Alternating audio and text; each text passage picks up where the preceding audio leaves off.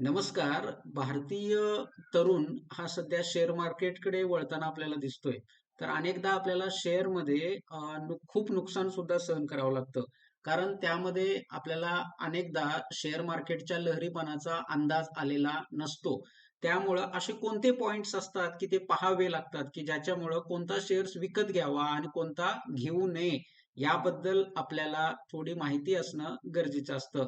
मी काही पॉइंट्स घेऊन आलेलो आहे इथं, काही मुद्दे घेऊन आलेलो आहे, ज्याच्यातून तुम्हाला शेअर मार्केटबद्दल एक छोटीशी का होईना पण एक आयडिया येऊन जाईल. ठीक आहे.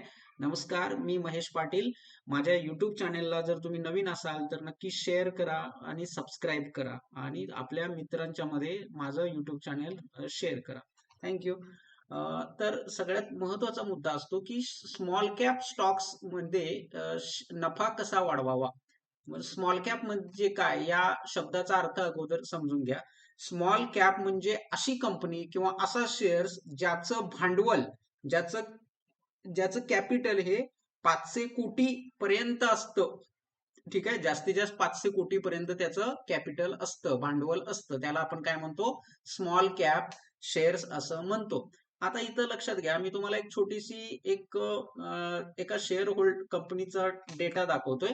तो आहे अल्ट्रा कॅप इंडिया शेअर होल्डिंगचा जो एक पॅटर्न आहे तो इथं आपण अभ्यास करूया. तर तुम्हाला काय दिसतं बघा, की अल्ट्रा कॅप हा एक शेअर्स आहे. त्या शेअर्सची सध्याचं जे नोटेशन आहे ते स्मॉल कॅप आहे. ठीक आहे.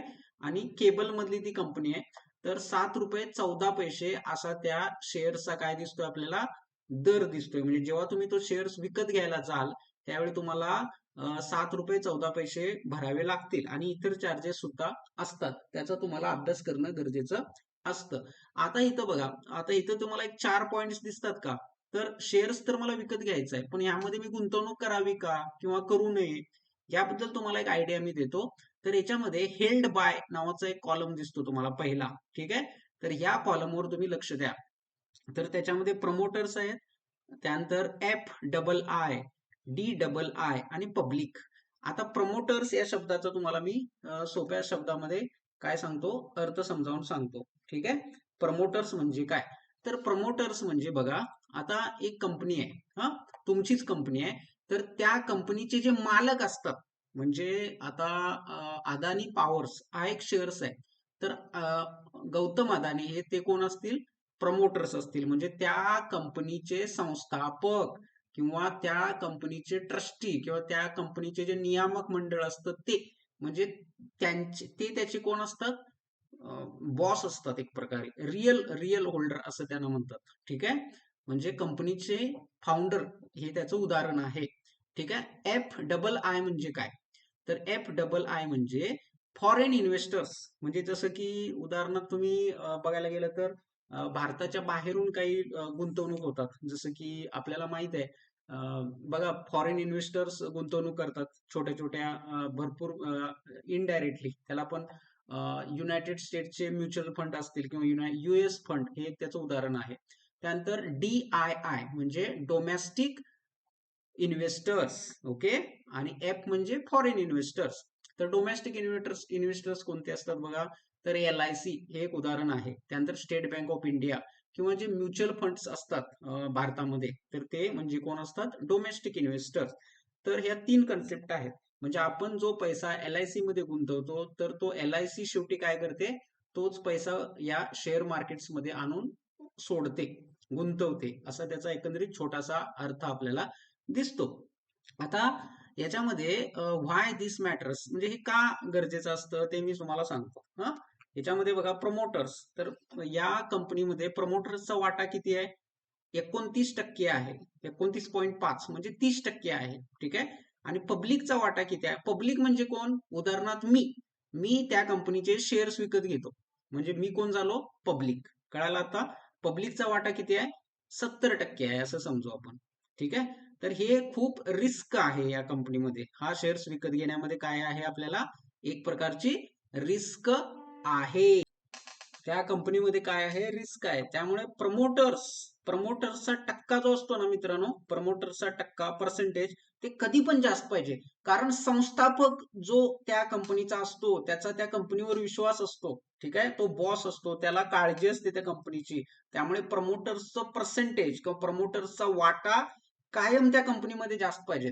आता तुम्ही म्हणाल की पब्लिकचा वाटा तर जास्त आहे. नाही, पब्लिक म्हणजे आपण आपण आम जनता. जेवढी पब्लिक तिथं जास्त असेल तेवढा त्या कंपनीचा शेअर्स तोट्यात जाण्याची जास्त शक्यता असते. ते कसं जाण्याची शक्यता असते ते आपण बघूया. ठीक आहे, तर हे बघा, हाय प्रमोटर्स म्हणजे काय, पॉझिटिव्ह सायन्स असतं. FFI म्हणजे आता बघा, डोनाल्ड ट्रम्प इराणवर हल्ले करतायत किंवा त्यांचं जे काय भारत आणि अमेरिकेचे जे काही ट्रेड डील्स आहेत त्याचा परिणाम त्या ह्याच्यावर दिसतो आपल्याला. त्यानंतर डोमेस्टिक कॉन्फिडन्स पण एवढा महत्वाचा राहत नाही, पण पब्लिक बाईंग जास्त असता कामा नये. म्हणजे जितके त्या कंपनीमध्ये शेअर्स कमी असतील ना पब्लिकचे, तेवढं तो शेअर्स चांगला असतो, लक्षात घ्या. आता उदाहरणार्थ मी तुम्हाला एक उदाहरण देतो बघा. LT एलिव्हेटर्स कंपनी आहे, याच्यामध्ये प्रमोटर्सचा वाटा बघा किती आहे, 62% आहे किंवा 63% आहे प्रमोटर्स, आणि पब्लिकचा वाटा 25.6. ठीक आहे, आणि शेअर होल्डर्स बघा किती आहेत, 619. म्हणजेच कमी शेअर्स होल्डर्स आहेत पण प्रमोटर्स त्याच्यामध्ये जास्त आहेत. त्यामुळे ती कंपनी कशी आहे, चांगल्या कंडिशन्स मध्ये आहे, असा त्याचा एक काय होतो आपल्याला अर्थ निघतो. मी अजून एक आपण उदाहरण बघूया. ही एक दुसरी कंपनी आहे बघा, तर याच्यामध्ये प्रमोटर्सचा वाटा किती आहे, 74% आहे, चांगली कंपनी आहे. आणि नंबर ऑफ शेअर होल्डर्स किती आहेत, सर्वसामान्य शेअर होल्डर्स हे 34,000 आहेत. ठीक आहे, आणि पब्लिकचा वाटा किती आहे, 23%. हे असं उदाहरण बघा. आता ही दुसरी कंपनी, याच्यामध्ये प्रमोटर्सचा वाटा 84% आहे, म्हणजे बेस्ट शेअर्स आहे हा विकत घेण्यासाठी. ठीक आहे, आणि नंबर ऑफ शेअर पब्लिकचा पर्सेंटेज बघा 15% आहे. शेअर होल्डर्स काहीतरी 15,000च्या आसपास आहेत. ठीक आहे, त्यानंतर अजून दुसरी कंपनी बघा, प्रमोटर्स 66% आहेत, पब्लिक 33% आहेत. म्हणजे हा सुद्धा शेअर्स चांगला आहे आणि शेअर होल्डर्स सुद्धा कमी आहेत. आता ह्याच्यामध्ये काय होतं की हे 4 मुद्दे लक्षात घेतले आपण: number of share holders, promoter holding, change in public holding and quarterly trend analysis. तर पहिले 3 पॉइंट आपण चांगल्या पद्धतीने कव्हर केलेले आहेत. आता ह्याच्यामध्ये बघा, जितके कमी शेअर होल्डर्स असतील आणि त्याच्यामध्ये हाय प्रमोटर्स असेल तेवढा तो शेअर्स काय असतो, त्याचा मल्टीबॅगर असतो. म्हणजे तो शेअर्स नक्की वाढत वाढत जाणार आहे, असा त्याचा सोप्या भाषेमध्ये अर्थ आपल्याला दिसून येतो. आता लो शेअर होल्डर म्हणजे काय, जर कमी शेअर होल्डर असले तर काय होईल की तो शेअर्स ईडी, CBI यांच्या रडारवर येत नाही. अनेक जणांचा डोळा त्या शेअर्सवर नसतो. त्यामुळे काय होईल की तिथं होलाटॅलिटी ज्याला म्हणतात, म्हणजे स्टॅबिलिटी, शेअर वर खाली होण्याची स्थिरपणा जो असतो तो काय असतो, कमी असतो. त्यामुळे कमी शेअर होल्डर असलेले कधीही चांगले. ठीक आहे, असे त्याचे अर्थ असतात. Y high promoter holding is important, कारण प्रमोटरचा त्याच्यावर काय असतो बघा, आपल्याला एक विश्वास असतो, लॉंग टर्म कमिटमेंट असते.